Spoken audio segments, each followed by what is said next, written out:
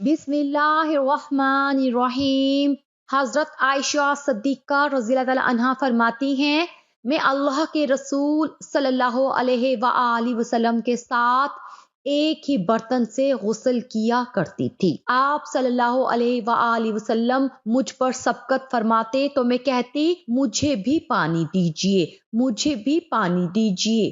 ایک اور روایت میں ہے، وہ فرماتی ہیں کہ نہاتے وقت میرا اور رسول کریم صلی اللہ علیہ وآلہ وسلم کا ہاتھ برتن سے پانی لینے میں آگے پیچھے ہوتا تھا، اور حضرت عائشہ رضی اللہ تعالی عنہا ہی فرماتی ہیں کہ نہ تو آپ صلی اللہ علیہ وآلہ وسلم نے کبھی میرے سطر کی طرف دیکھا اور نہ ہی میں نے کبھی آپ صلی اللہ علیہ وآلہ وسلم کے سطر کی طرف دیکھا۔ میاں بیوی کے تعلق سے کچھ ایسے مسائل ہیں جن کا جاننا انتہائی ضروری ہے، مگر ہماری اکثریت اس سے لا علم ہے، کیونکہ دینی کتب ہم پڑھتے نہیں اور عالم دین سے پوچھنے میں ہمیں شرم آتی ہے۔ اللہ عز و جل حق بات سے نہیں شرماتا، اور حق بات کو قرآن کریم میں کھول کھول کر بیان کیا گیا ہے۔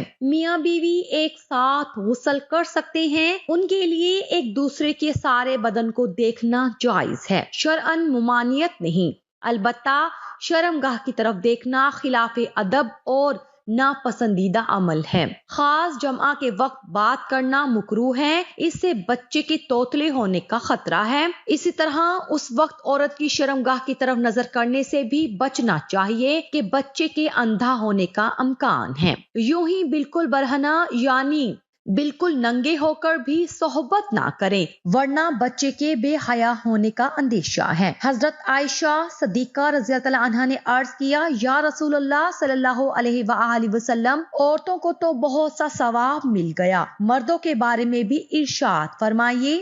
یہ سن کر حضور صلی اللہ علیہ وآلہ وسلم مسکرائے اور فرمایا، مرد اپنی عورت کا ہاتھ پکڑ کر مانوس کرتا ہے تو اس کے لیے ایک نیکی لکھ دی جاتی ہے۔ جو مرد پیار سے اپنی عورت کے گلے میں ہاتھ ڈالتا ہے اس کے حق میں 10 نیکیاں لکھی جاتی ہیں۔ جب وہ عورت سے مباشرت کرتا ہے تو دنیا و مافیہ سے افضل ہوتا ہے۔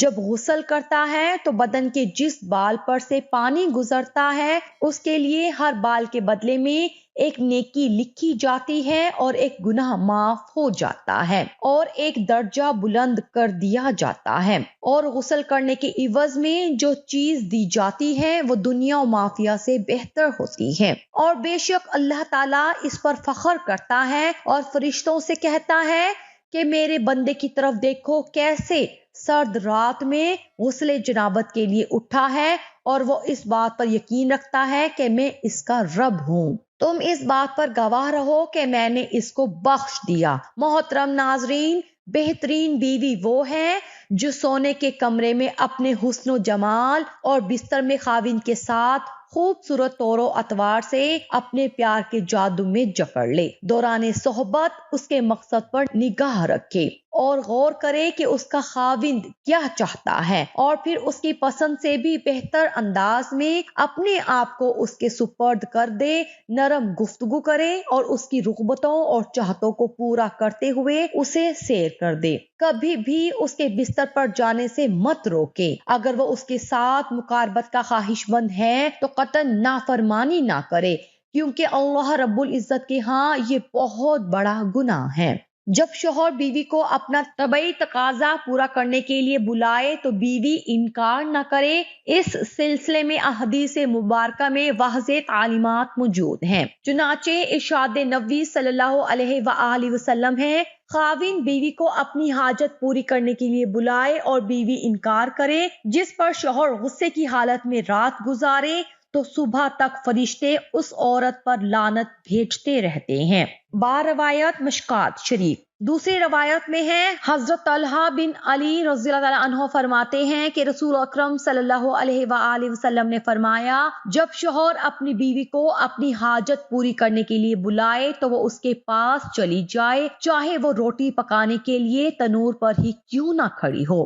حضرت عمر رضی اللہ عنہ کے پاس ایک شخص آیا، گرد و غبار سے اٹا ہوا، بال بکھرے ہوئے، اس کے ساتھ اس کی بیوی بھی تھی، جو کہہ رہی تھی، اے امیر المومنین، میں اس کے لیے نہیں اور نہ ہی یہ میرے لیے ہیں۔ آپ رضی اللہ تعالیٰ عنہ نے جان لیا کہ یہ عورت اپنے شوہر سے نفرت کرتی ہے، اس لیے آپ نے اس کے شوہر کو حکم دیا کہ وہ غسل کرے اور اپنے سر کے بالوں کو ترچھوا لے اور ناخون کتر لے۔ جب شوہر فارغ ہو کر آیا تو آپ نے کہا اب اپنی بیوی کے سامنے جاؤ۔ بیوی نے دیکھا تو دم بخود رہ گئی اور نہ پہچاننے کی وجہ سے پیچھے ہٹنے لگی۔ جب پہچان لیا تو اس کا بوسہ لیا اور اپنے دعوے سے دستبردار ہو گئی۔